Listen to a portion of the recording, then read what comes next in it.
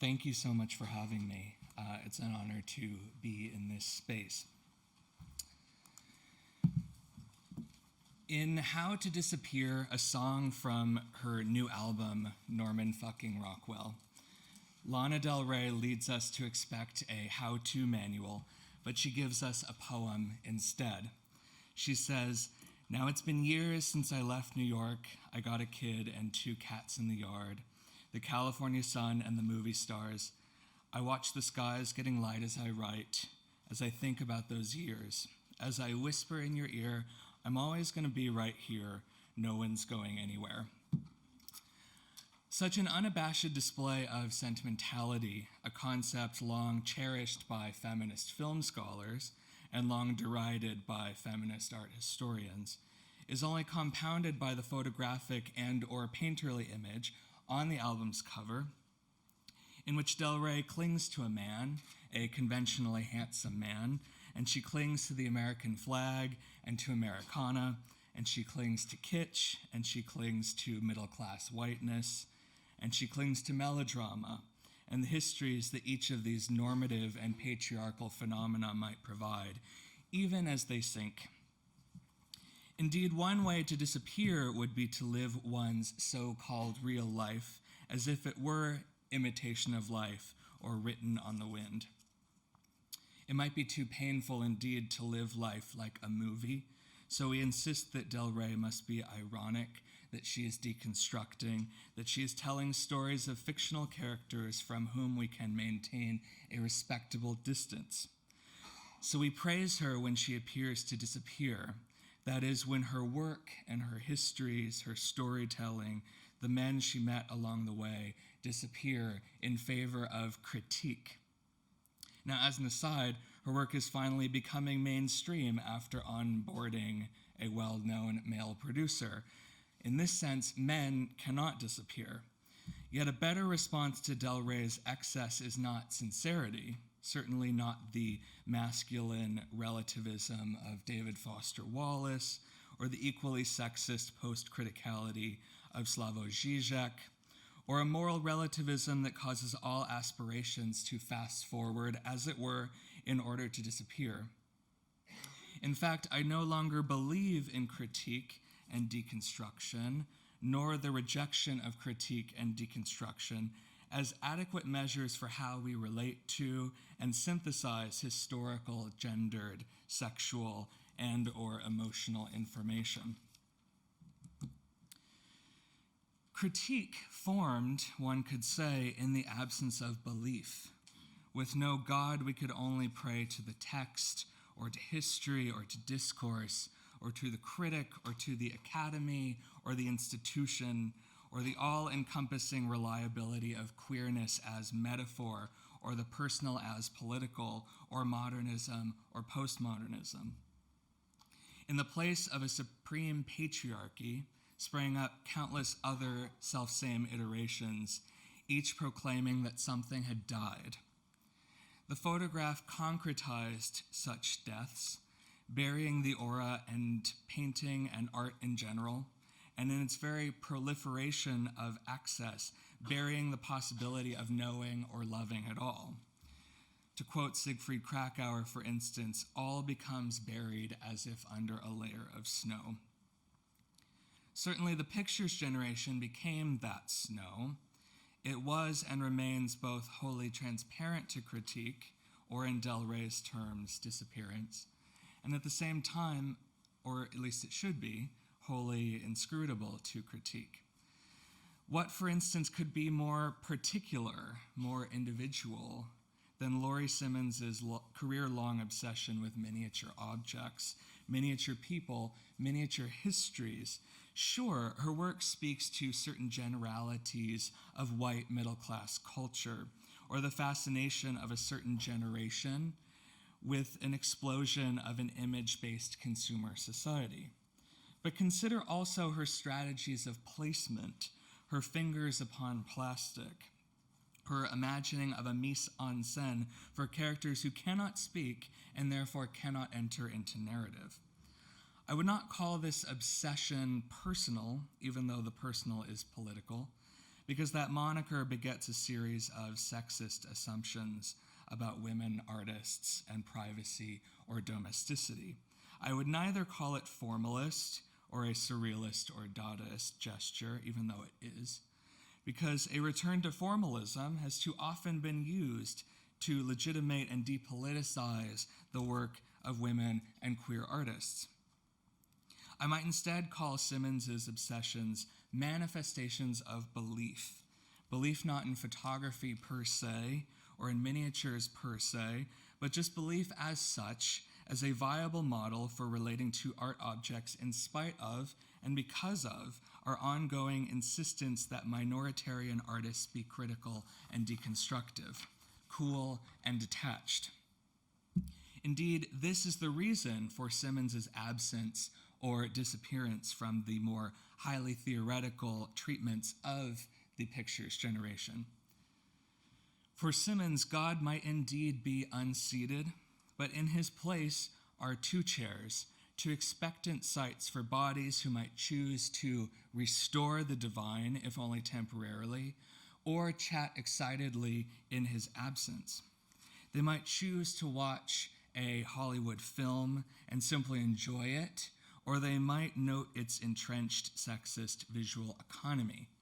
It is that melodrama, that cherished moment of biting nails and scooching toward the edges of our seat, that moment of radical choice by humans and non-humans alike to submit to or harness or reject criticality that Simmons images for us. Indeed, Louise Lawler never submitted to nor rejected the request for a headshot from a magazine. Instead, she sent a picture of Meryl Streep. In an initial essay on Lawler, I surmised that everyone wants to substitute a picture of themselves for one of Meryl Streep or some other glamorous surrogate because we all want to be beautiful. Now, a prominent queer feminist writer read this essay and noted that she, in fact, did not want to be beautiful. Fair enough. My sexist Warholian presumptuousness here should be questioned. It is no mistake that we have in this very presentation 7 women artists acting as surrogates for a gay male art historian. Yet I stand by my comment, at least in the sense that we all want something other than the codes that are most readily available to us, to recall a phrase by Eve Kozofsky-Sedgwick, who understands a fraught and loving relationship with mass culture to be a hallmark of queerness and queer feminism. I consider, therefore, Simmons and Lawler to be queer feminist artists, despite the overwhelming occlusion of queerness from the literature on the pictures generation. I use melodrama advisedly here, since it is a genre of belief and the impossibility of it. Melodrama and film noir aspire to a return to order. They believe that if they can find it, they still rarely achieve it. This is in part due to the fact that, as Laura Mulvey argues, characters in melodramas do not achieve transcendent knowledge. In many ways, the social forces that harm them and give them shape or force shape upon them, most notably sexism and racism, are unknown to them and operate silently while the subject of their gaze suffers without context. In contemporary melodrama, that inability to see and attain all knowledge seems to have translated into the omniscient, transcendental feminine of Lars von Trier's Dancer in the Dark, or more obviously, Melancholia. That transcendent feminine, on one hand, is a sexist projection of a castrating specter or a benevolent martyr, to recall Zizek's infuriating essay, Femininity Between Goodness and Act. Yet Kirsten Dunst's character in Melancholia is also anything but transcendent. There's nothing a suicidal person wants more than for the world to end of its own accord. Justine simply wants to die and to not have to bring death about herself. She may become one with nature. She may vibrate with empathy and become a saint. At day's end, though, when the cosmos crash in on her, she is simply getting what she wanted. She knows how to disappear, and she is dispersed into a million miniatures. The cosmos function as that which destroys her exactly because of its difference and its indifference. It matters that Justine dies and that it is not her own doing, but instead the supreme other. Lorna Simpson, too, considers the glorious and glamorous dispersion of the body within a micro and macrocosmic structure. She, the figure, too relishes the collaged nature of herself and finds pleasure in colored rings, in thin blades, in the childlike and precarious and sinister ghost of a soap bubble. Her reflection and her mind contain countless art historical references, to be sure. The Arnolfini portrait, the bar at the Folies Bergère, Las Meninas.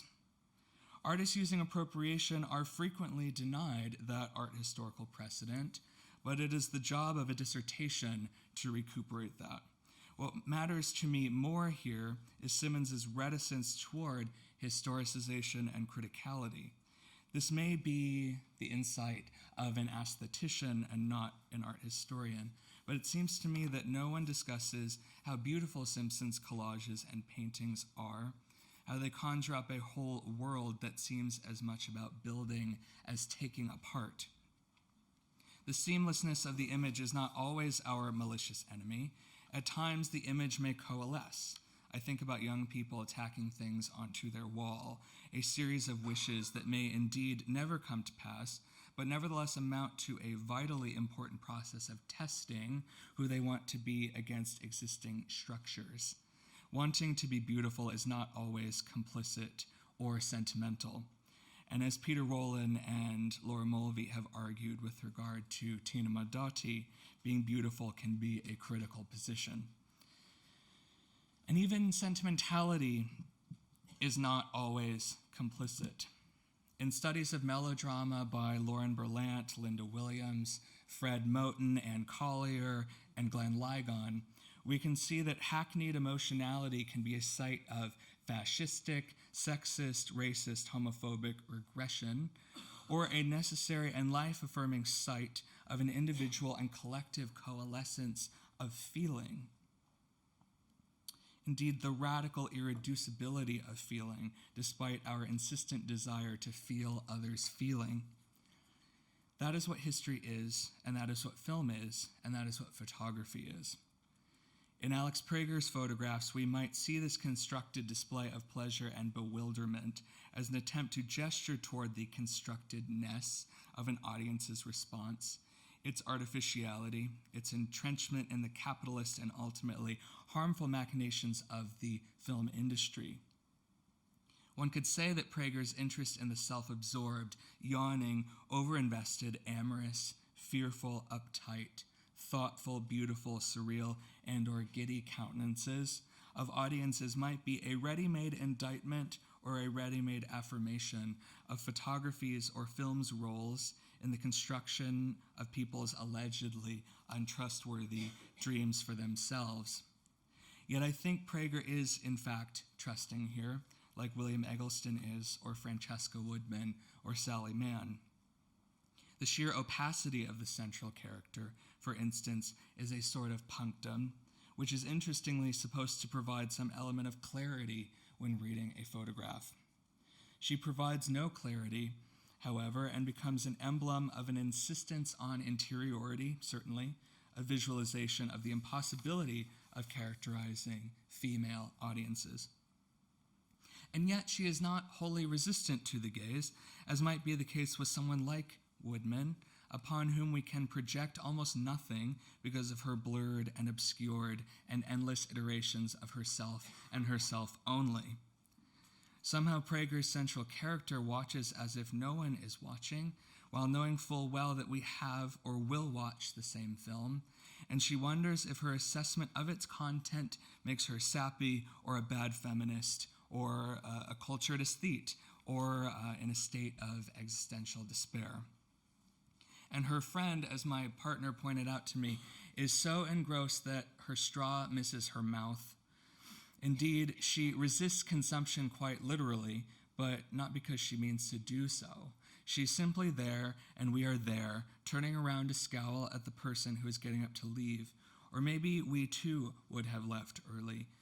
We might consider Prager a documentarian. Everyone has left in Sally Mann's photograph. There is no plenitude left in this vessel or people to refill it, only the plenitude we apply to it and the plenitude that we imagine it once had. Though there are no persons left, there is still a body, the washed-out ring that frames the emptiness of the vase. That overabundance is, of course, a presence like a body, too much light, but also too much investment in the past, and too much of a fascination with materials, and too much of an anti-hyper-intellectual and poetic approach. Indeed, those overexposures, so to speak, have everything to do with why man has been left out of discussions of both postmodern photography and feminist art. Man's subject, therefore, becomes absence, and yet she frames that absence with light, with too much light, so much that her place within history becomes washed out.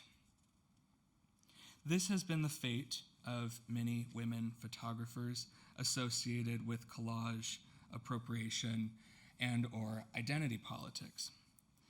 We must advocate for a degree of slowness and care with regard to the ways in which we apply theory to women artists, not so that post-interpretation becomes the new interpretation, or that poetics replace history, but rather so that we might encourage endless resonances of work by minoritarian artists, so that the burden of theorization and the burden of difference might not be doubly and painfully applied, so that there might be no need to disappear, or disappear altogether at least. Thank you.